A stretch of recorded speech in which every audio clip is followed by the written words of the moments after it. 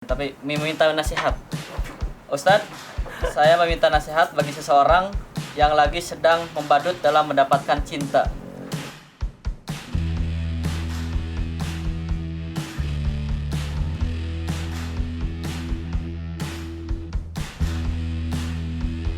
Ya, assalamualaikum.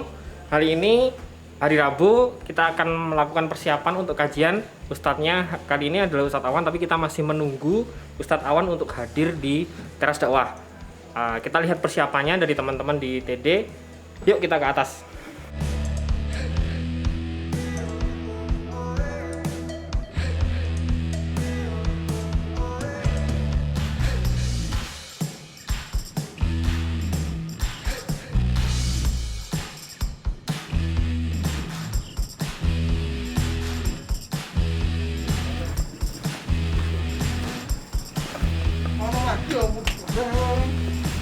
Oke, di sini sedang ada persiapan.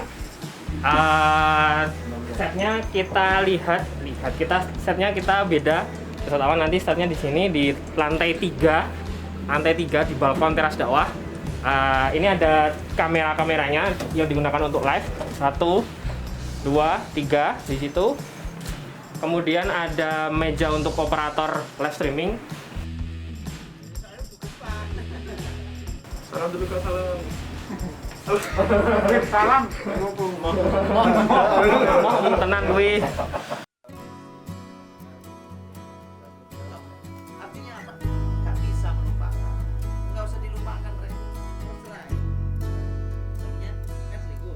Dia nikah. Tips bagaimana mendekatkan dan memperoleh jodoh yang baik. Yang jodoh yang baik itu pertama niatnya baik, kemudian cara mencarinya juga baik, cara nyarinya juga benar. Jadi lurusnya niat, kemudian yang kedua cara nyarinya juga benar. Ketiga, tempat nyarinya juga benar. Cara tempatnya juga baik, dan yang keempat kita juga harus baik. Itu cuma 4 itu. Niatnya baik, caranya baik, tempatnya baik, kitanya juga harus baik. Insya Allah dapat yang Visi misi pernikahan. Foya-foya. Oh enggak. Visi misi pernikahan itu ya satu sebenarnya.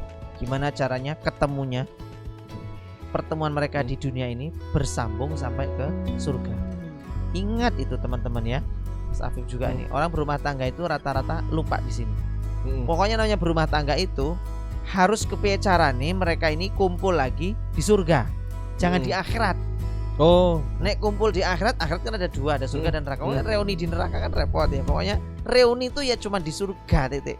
Sehingga apa yang dilakukan di dunia ini semuanya mengarahkan ke surga. Nek enggak ke sana enggak. sehidup sesurga. Sehidup di dunia, sehidup semati, sehidup sesurga. Nek semati enggak juga sih ya. Enggak. Pokoknya sesurga. Jodoh itu kan cerminan diri sendiri. Terus ada ayat di surat An-Nur, katanya ada yang mengatakan wanita yang baik untuk laki-laki yang baik, wanita yang jahat untuk laki-laki yang jahat, begitu sebaliknya. Tapi dalam surat Ar-Rum itu pasangan laki-laki sama perempuan tuh saling melengkapi. Nah, apakah dalam ayat itu ada kontradiktif dalam ayat itu? Bagaimana pendapat? Iya, jawabannya tidak ada yang kontradiktif. Tadi kan katanya pertama saya ngomentari dulu ayat yang baik-baik dengan yang baik-baik, yang buruk dengan yang buruk tuh gini. Namanya orang baik tuh pasti fitrahnya pasti cari yang baik. Saya yakin kok teman-teman yang nonton kita ini sekarang nih, yang baik-baik, yang baik nih, yang bukan pezina, nggak mungkin lah nyari pezina kan gitu kan? Antum nih teman-teman semua nih, yang bukan pezina pasti nyarinya yang solihah, pasti itu.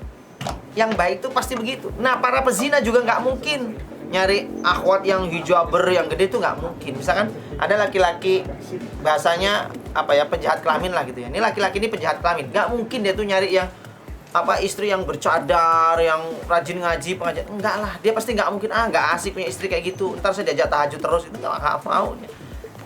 Ntar subuh saya dibangunin terus, itu nggak mau. Maka logikanya anak pang pasti nyarinya anak pang, pezina pasti nyarinya pezina, itu pasti nggak mungkin kan? Nah, itu maksudnya ayat itu di situ. Artinya sudah fitrah, namanya penghafal Quran pasti nyarinya yang hafal Quran biar sama-sama bisa menjaga. Umumnya begitu. Atau minimal orang ini cari pasangan yang punya ghirah Qurannya bagus meskipun belum hafal gitu. Adapun masalah yang saling melengkapi itu apa maksudnya? Karena orang itu nggak ada yang sempurna. Baik aja belum sempurna. Kan nikah itu misalkan untuk saling melengkapi, ya iya. Karena nggak ada orang yang lengkap itu juga nggak ada gitu. Orang yang benar-benar lengkap itu nggak ada. Padahal dia sudah bagus, nilainya sudah 80. Ini juga 80. Tetapi dari nilai 80 sama 80 ini ada unsur-unsur yang di sini nggak ada, di sini yang nggak ada, tapi ada di pasangannya. Itu maksudnya saling melengkapi. Dia itu punya masa lalu yang kelam hitam tapi ingin dapat yang baik. Apakah saya berhak? Iya, dan dia ini Ustaz merasa berat dan negatif thinking pada Allah. Wah, ini aku nggak pantas. Nah, gitu. Karena masa lalu yang kelam. Enggak juga ya, enggak boleh. Enggak boleh berpikir begitu, tidak boleh. Dulu sahabat Nabi pernah punya masa kelam semua. Siapa sahabat Nabi yang tidak kelam-kelam? Ya kebanyakan sih yang masuk Islam berikutnya itu kan terus mereka punya masa kelam. Umar bin Khattab kayak apa masa kelamnya Umar bin Khattab? Tapi kalau sudah namanya bertaubat, Allah tuh sudah melupakan. Kita aja nggak melupakan. Maksudnya Allah tuh melupakan dalam arti sudah tak hapus semua dosa-dosanya. Kalau dia masih terus ingat-ingat terus sama dosanya, ingat-ingat terus. Wong Allah saja sudah nggak mengingat-ingat, kok kamu masih ingat-ingat, itu apa? Kan Allah itu lebih suka sama orang yang bertaubat. Yang banyak dosa berdoa itu lebih disukai, kata para ulama. Orang yang berdosa berdoa itu lebih disukai Allah doa-doanya daripada orang soleh berdoa. Ngerti tak kenapa? Tapi meminta nasihat. Ustadz, saya meminta nasihat bagi seseorang yang lagi sedang membadut dalam mendapatkan cinta. Orang yang membadut ingin mendapatkan cinta, selama dia tidak nikung punya orang lain, nikung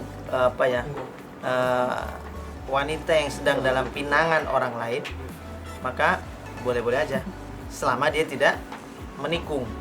Namanya fitrah ya. Namanya kita itu kalau mau dapat pasangan pasti kita badut ya. Badut dalam arti itu gini, kita berusaha untuk mencari perhatian dia, ya. Tapi kalau kita memanfaatkan orang yang lagi bertengkar, lagi ribut, terus kita hadir soalnya jadi sosok pahlawan gitu ya. Terus kita berusaha kita menjadi orang kayak yang lebih baik dari si pacarnya dia atau siapa pasangannya dia, maka ya ini kayak cundang namanya. Makanya kita nggak boleh kayak gini, ya. Jadi lagian ngapain sih juga cari bekas-bekasan orang gitu ya. Cari yang lagi original gitu aja lah. Itu saran saya.